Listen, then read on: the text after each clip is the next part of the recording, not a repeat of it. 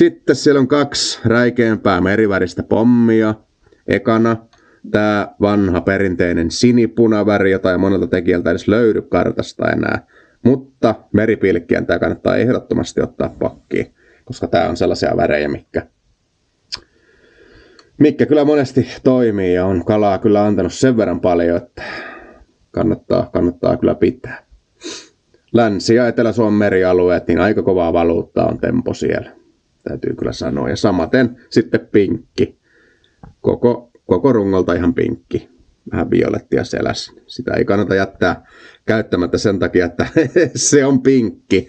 Vaan juuri siksi se kannattaakin kokeilla. Että jos ei ole vielä tullut kokeiltua, niin nyt kannattaa hommata sellainen kokeiluun. Tuo toimii monin paikoin melkein läpi kauden, mitä voi sanoa. Niin. Ja saa ahvenet aivan raivon partaalle syömään tää läpipinkki. Sitten siellä on 2 kapteenia lopuksi. Kapteeni on vähän pommia pidempi runkosempi ja hakee vähän kauempaa avannosta, jos on tarve sellaiselle joskus. Tietysti pienemmällä uitolla se ui pienemmällä ympyrällä. Ekana siinä on vaaleampi kuoren väri, joka on meidän kartastimella suhjusade.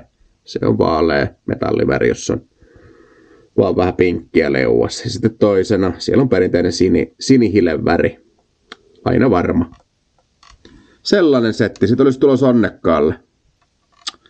Ei muuta kuin kireitä siimaa, isoja kaloja kaikille liikaan. Ja kiitokset meiltä.